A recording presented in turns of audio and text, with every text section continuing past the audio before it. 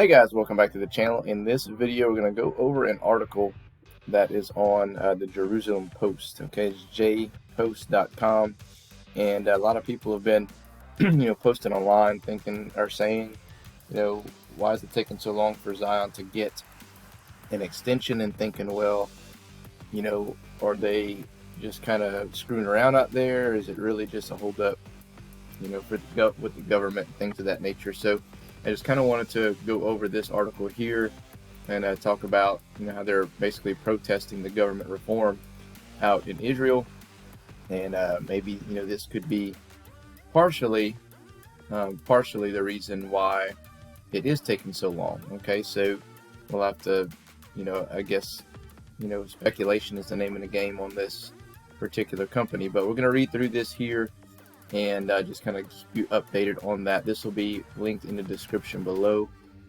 I appreciate one of the followers who brought this to my attention, because they were like, hey, you may want to keep an eye on this website here, read the articles that are popping up. He said that Zion may not get any type of extension anytime soon, and I was like, what's he talking about, or she talking about? So I went ahead and researched it and found it, so I appreciate the heads up on that. So it says Netanyahu judicial reform protesters are dangerous and just want chaos. So people are protesting basically his government reform, saying that they don't want it his way, they want it the other way, and blah blah blah. And Netanyahu spoke as the country headed into this 10th week of protests, 10th week, against Justice Minister Yarvin Levin's judicial reform legislation.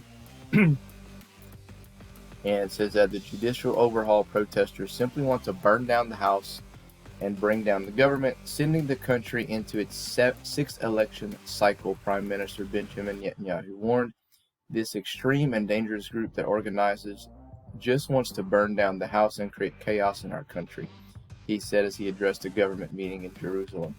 Netanyahu spoke to the country headed into its 10th week of protests against Justice Minister Yarvin Levin's legislation to reform the judiciary. Proponents argued that it would strengthen Israel's democracy, while its opponents have warned it would weaken the democracy and possibly transform the country into dictatorship.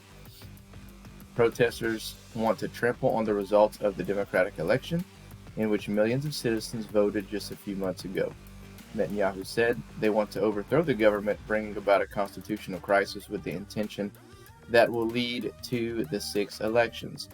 That's their real goal, he continued. I think they simply can't wrap their heads around the fact that voters chose us and not them, he said. Most of the protesters are loyal Israeli citizens who don't know all the details of the reform, but their leaders understand very well that it will only improve democracy by restoring a judicial balance between the branches of government, he said. The extremists who lead the demonstrations know the truth, he said, as he called on those leaders to sit down and discuss the reform. Opposition head MK Yair Lapid and others in his camp have refused to do so unless Levin halts the advancement of the legislation to allow time for debate. Levin, however, has insisted that the legislation would move forward even if talks to arrive at a consensus legislation were held. Netanyahu called on opponents of the reform to hold discussions anyway. For 8 weeks, 2 whole months, they stubbornly refused to discuss even a comma in the reform. Now, think where we would have been if our call would have been answered 2 months ago. I believe we'd have already had a consensus agreement. There was time to talk, and there is still time to talk, so let's not waste any more time. So basically, these guys won the election and want to do things their way. The other side didn't agree with it, so forming a temper tantrum, seems like, is what's happening, refusing to work with the other side. So this could be partially why that things are kind of held up with Zion Oil and Gas. Not sure. It could be this, could be something else.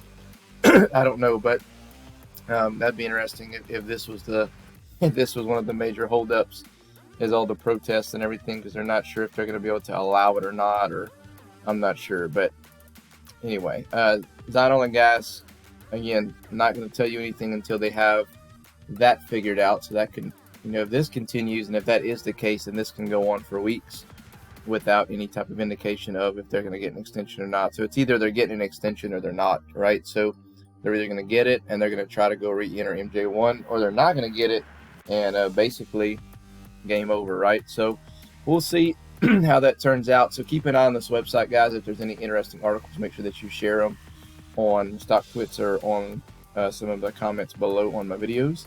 Other than that, we'll catch you in the next one.